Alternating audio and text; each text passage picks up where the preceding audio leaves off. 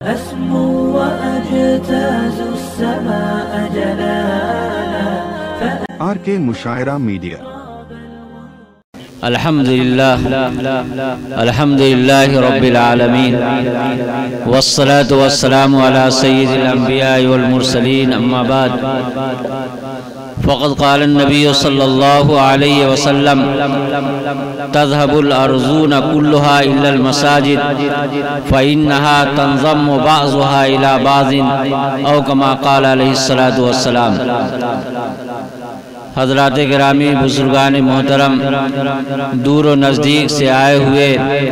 حضرات علماء کرام، مہمانان اعظام، آج ذاتی طور پر مجھے بڑی خوشی ہو رہی ہے کہ جس مسجد کا سنگ بنیاد چند مہینہ پہلے علماء کرام کی موجودگی میں ڈالا گیا تھا اور یہاں کے ایمان والوں نے، علاقے کے ایمان والوں نے اس بات کا تہیہ کر لیا تھا کہ اللہ کے گھر کی پختہ تعمیر ہو جانی چاہیے۔ جب آدمی ہمت کرتا ہے تو ہمت مردہ مدد خدا، جب آدمی کا عزم و حوصلہ جوان ہوتا ہے تو اللہ رب العزت کی مدد و نصرت شامل حال ہو جاتی ہے اور بڑا سے بڑا کام آدمی کر لیا کرتا ہے۔ یقین جانیے، جس عظیم نسبت سے ہم عرب جمع ہوئے ہیں، مسجد خواہ چھوٹی ہو یا بڑی ہو، پختہ ہو یا کچی ہو یا پکی ہو، تمام مساجد کا تعلق خانہ کعبہ سے جا کر ملتا ہے۔ یہ بنر جھلا چھوٹا سا محلہ ایمان والے بھائیوں کی تھوڑی سی آبادی پر مشتمل یہ ایک محلہ ہی کہلاتا ہے، لیکن اللہ رب العزت کو جب اپنا گھر بنانا اور گھر بنانے کی پختہ تعمیر کرنے کا ارادہ ہوا تو اللہ رب العزت نے ایسے بندوں کو کھڑا کر دیا، ہمارے حافظ مبین صاحب اور ان کے تمام رفقائے کار، خاص طور پر ابھی ڈھلائی کے معاملے میں جو ان کے معاون و مددگار ہمارے مولانا شوکت صاحب مظاہری، ہمارے جناب مولانا عبدالجبار صاحب کلیمی، ان کے علاوہ دیگر رفقائے کار نے جم کر الحمدللہ محنت کی ہے۔ اللہ رب العزت ان تمام لوگوں کو شایان شان بدلہ عنایت فرمائے۔ حضرات، یہ بات آپ کے ذہن میں رہنی چاہیے کہ روئے زمین پر جب تک یہ زمین نہیں بنی تھی، پوری دنیا کے اندر پانی ہی پانی تھا، اور جو لوگ پڑھے لکھے ہیں وہ جانتے ہیں کہ آج بھی پوری دنیا کے 3 حصے میں پانی ہے اور ایک ہی حصے میں خشکی ہے اور ایک ہی حصے میں آبادی ہے، جو تقریباً اب 8 ارب کے لگ بھگ آبادی انسانوں کی آبادی ہو چکی ہے۔ اللہ رب العزت نے جب سب سے پہلے زمین کے بسانے کا ارادہ کیا تو سب سے پہلی زمین جو بسائی گئی وہ وہی زمین ہے جس زمین پر ہمارا اور آپ کا خانہ کعبہ ہے، جسے ہم عرب جس کی طرف رخ کر کے ہم نماز پڑھتے ہیں اور رخ کر کے قبلہ اسے مانتے ہیں۔ اللہ تعالیٰ نے قرآن کریم میں یہ ارشاد فرمایا، ان اول بیت وضع للناس للذی ببکۃ مبارکا وہدی للعالمین، سب سے پہلا گھر جو بسایا گیا ہے روئے زمین پر وہ وہی ہے جو خانہ کعبہ یعنی مکہ مکرمہ کے اندر موجود ہے۔ اگر پوری دنیا کا سینٹر مانا جائے، اگر پوری دنیا کا مرکزی حیثیت جس مقام کو حاصل ہو تو وہ مرکزی مقام خانہ کعبہ کے اس ٹکڑے کو حاصل ہے جہاں پر ہمارا اور آپ کا خانہ کعبہ موجود ہے۔ اس لیے بھائیوں، اللہ کے رسول صلی اللہ علیہ وسلم نے یہ ارشاد فرمایا ہے کہ جب اللہ رب العزت قیامت برپا کریں گے، قیامت کے بارے میں یاد رکھیے حضرات علماء کرام موجود ہیں، ان کا بیان تفصیل سے ہوگا، میں مختصر انداز میں گفتگو کرتا ہوا میں آپ حضرات سے اجازت لے کر کے رخصت ہوں گا۔ حضرات علماء کرام موجود ہیں کہ قرآن کریم میں 2 طرح کی صورتیں ہیں، بعض صورتیں وہ ہیں جو مکی کہلاتی ہیں اور بعض صورتیں وہ ہیں جو مدنی کہلاتی ہے۔ مکی صورتوں کے اندر اللہ رب العزت نے خاص طور پر 3 مضامین کو بیان کیا ہے۔ پہلا مضمون یہ ہے کہ ایک اللہ کو مانو جسے توحید کہتے ہیں۔ ایک اللہ ہمارے اپنے جس ملک میں ہم اور آپ رہتے ہیں، ہمارے ہندو بھائیوں سے بھی پوچھئے گا تو وہ یہی بتائیں گے کہ ہمارا اور آپ کا ایشور ایک ہی ہے،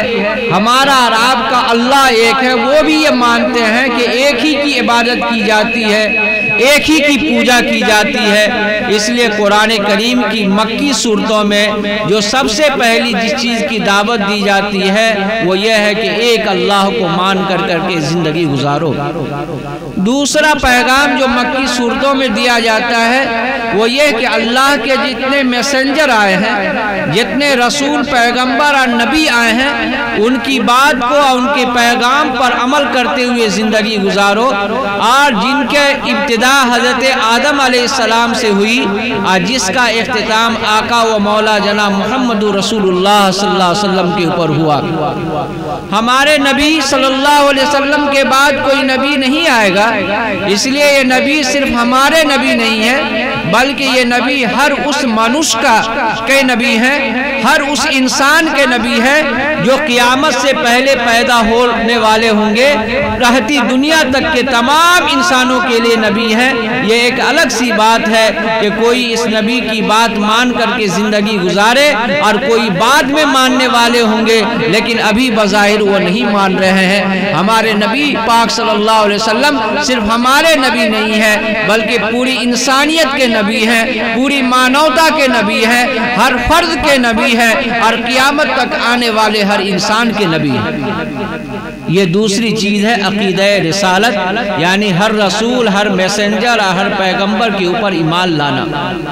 تیسری چیز جو مکی صورتوں میں بیان کیا جاتا ہے وہ عقیدہ آخرت ہے کہ ایک دن ایسا آنے والا ہے جہاں پائی پائی کا حساب دینا ہے، اچھائی اور برائی کا حساب و کتاب ہونا ہے۔ ہمارے ہندو بھائیوں سے بھی پوچھئے گا تو آپ کو وہ کہیں گے کہ جو اچھا کام کر کے جائے گا وہ سورگ میں جائے گا اور جو برا کام کر کے جائے گا وہ نرک میں جائے گا۔ اسی کا نام ہے جنت اور جہنم۔ جو اچھا کام کر کے جائے گا وہ جنت میں جائے گا اور جو برا کام کر کے جائے گا وہ جہنم میں جائے گا۔ اگر دنیا کے اندر کوئی کسی کے اوپر ظلم کرے گا، کوئی زیادتی کرے گا، کسی کے اوپر کوئی ظلم و زیادتی اگر کی جائے گی تو کل قیامت میں اللہ رب العزت اس کا حساب و کتاب دلائیں گے۔ یہاں تک کہ حدیث شریف میں یہ بتلایا گیا کہ اگر کوئی سینگ والی بکری اگر دنیا کے اندر بے سینگ والی بکری کو اگر ماری ہوگی، ظلم و زیادتی کی ہوگی تو کل قیامت میں اللہ رب العزت ان تمام لوگوں کو اور ان بکریوں کو بھی جمع کریں گے اور حق والے کو حق دلائیں گے۔ اس کے بعد تمام جانور کو مٹی بنا دیا جائے گا۔ اور یہ جتنے انسان و جنات ہیں سب کو اللہ کے دربار میں پیشی ہوگی اور اللہ کے دربار میں آ کر کے حساب و کتاب کا مرحلہ اس کے سامنے ہوگا۔ تو میں یہ کہنا چاہ رہا ہوں کہ جب قیامت قائم ہوگی تو آپ کو معلوم ہے، آپ پڑھتے ہیں اذا الشمس کوورت، کہ یہ سورج کو دریا میں ڈال دیا جائے گا اور پورا کا پورا پانی جو سمندر کی شکل میں، دریا کی شکل میں ہے وہ جہنم کا حصہ بن جائے گا۔ لیکن کل قیامت جب قائم ہوگی تو قیامت کا اثر اس زمین کے اوپر نہیں ہوگا جس زمین پر ہم اور آپ سجدہ کرتے ہیں،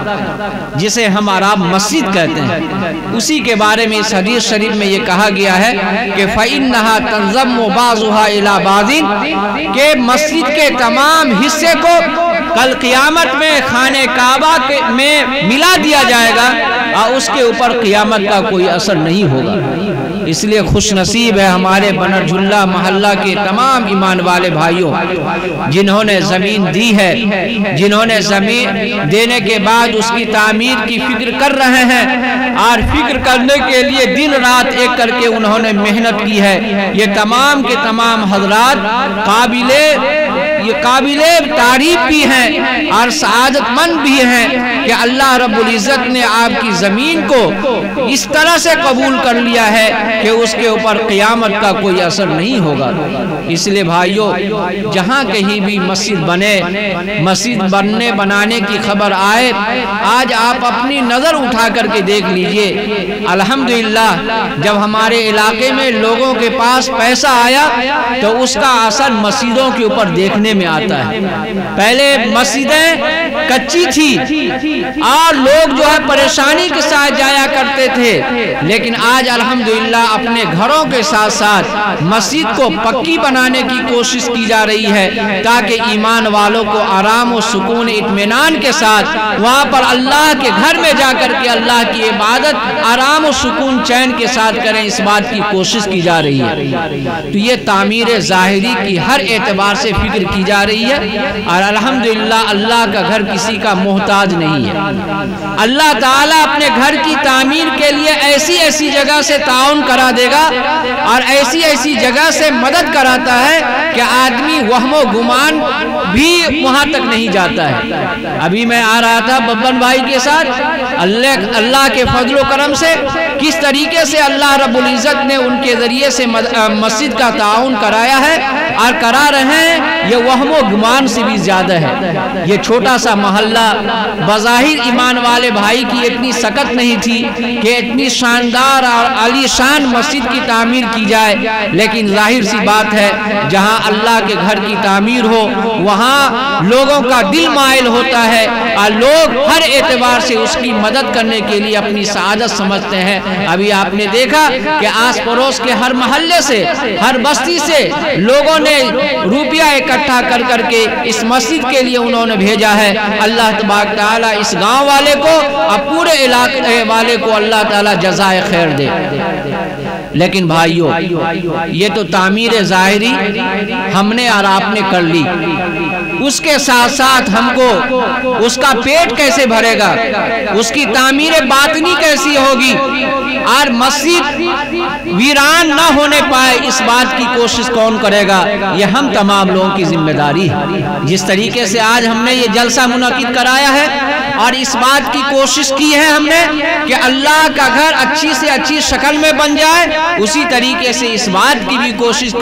کرنا ہے محلہ والوں، اپنے نوجوانوں سے بھی، اپنے بڑوں سے بھی اور اپنے بوڑھوں سے بھی ہم یہ درخواست کرتے ہیں کہ آپ کی کوئی نماز چھوٹنے نہ پائے۔ حق یہ ہے کہ آپ جا کر کے مسجد میں اور اللہ کے گھر میں جا کر کے عبادت کرنے والے بن جائے، نماز کی پابندی کرنے والے بن جائے، تب یہ اصل محبت کا ثبوت ہوگا اور یہی اصل محبت ہے اور یہی مسجد کی اصل محبت کا یہ تقاضا ہے کہ ہم اور آپ اس مسجد کو آباد کرنے والے بن جائے۔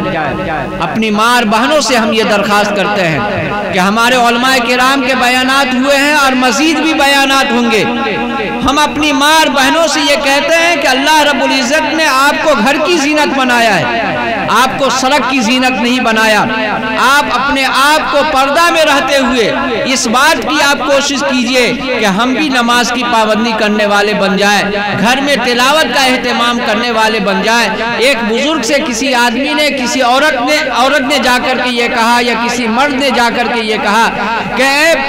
اے اللہ والے، اے اللہ کے ولی، ہمارے گھر کے اندر برکت نہیں ہوتی ہے، رحمت نہیں اترتی ہے، کما کر کے ہمارا شوہر لاتا ہے لیکن اس کمائی کے اندر برکت نہیں ہو پاتی ہے۔ تو حضرت نے کہا کہ اس کی دو وجہ ہو سکتی ہے۔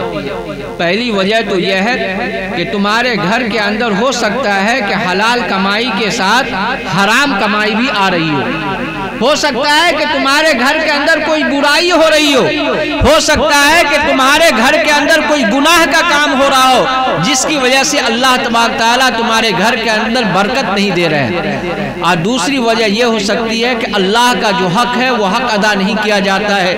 گھر کے اندر عورتوں کے پاس زیورات ہوتے ہیں، سال میں اس کی زکوٰۃ نکالنے کا حق ہے لیکن زکوٰۃ نہیں نکالتی ہے، زمین سے پیداوار ہوتی ہے، پیداوار کا جو حق ہے وہ حق ادا نہیں کرتی، تو یہ بھی گناہ ایسا گناہ ہے جس کی وجہ سے نہ نحوست آتی ہے، بے برکتی آتی ہے۔ یاد رکھو بھائیوں اور بہنوں کہ اللہ کی رحمت اترے گی رحمت والے کام کرنے سے، اللہ کی برکت آئے گی برکت والے کام کرنے سے۔ اس لیے اگر ہم چاہتے ہیں کہ ہمارے گھروں کے اندر برکت آئے تو نماز کا اہتمام، قرآن کی تلاوت کا اہتمام اور ان کاموں کو کرنا ہے جن کاموں سے اللہ اور اللہ کے رسول اور ہماری شریعت راضی ہوتی ہے اور ہماری شریعت اس کے بارے میں حکم دیتی ہے۔ اگر ہم ان باتوں کے اوپر عمل کریں گے تو انشاءاللہ ہماری دنیا کے اندر بھی ہمارے لیے بھلائی ہوگی اور آخرت کے اندر بھی بھلائی ہوگی۔ بس علماء کرام کی ایک لمبی تعداد ہے جن کے بیانات کو ہم تمام لوگوں کو غور سے سننا ہے۔ بس آپ کو میں یہ پیغام دینا چاہتا ہوں کہ ہم نے اور آپ نے کوشش کر کے یہ مسجد کی تعمیر ظاہری کی ہے جس کی ڈھلائی کا انشاءاللہ کل کام ہوگا اور ہم تمام لوگ مل جل کر کے اس میں حصہ لیں گے انشاءاللہ۔ اسی کے ساتھ ساتھ اس بات کا بھی تہیہ کیجئے، اس بستی کی ایک ایک عورت ایک ایک مرد اس بات کا تہیہ کر لے کہ انشاءاللہ آج کے بعد سے ہماری ایک وقت کی بھی نماز نہیں چھوٹے گی۔ ہم پابندی کے ساتھ اللہ کو راضی کرنے والا کام کریں گے انشاءاللہ۔ اب تعداد کے اعتبار سے گرتے چھوٹے ہو سکتے ہیں، تعداد آپ کی کم ہو سکتی ہے، لیکن اللہ کے نزدیک آپ کا مرتبہ بہت بلند ہوگا، بہت بلند ہوگا، پورے علاقے کے اندر بھی چرچا ہوگا اور اللہ تبارک تعالی آسمان کے اوپر بھی آپ کا چرچا ہوگا۔ بس ہم آخر میں تمام بھائیوں سے یہ دعا کی درخواست بھی کرتے ہیں اور آپ تمام حضرات کا دل کی گہرائی سے شکریہ ادا کرتے ہیں، خاص طور پر اس محلے کے ایک ایک فرد کا، حافظ مبین صاحب کا اور دیگر حضرات کا جنہوں نے یہ مجلس منعقد کرائی ہے۔ اللہ تبارک تعالیٰ آپ کی محنت کو قبول فرمائے اور دنیا اور آخرت میں اللہ رب العزت فوز و فلاح کا ذریعہ بنائے، آمین یا رب العالمین۔ وآخر دعوانا الحمدللہ رب العالمین۔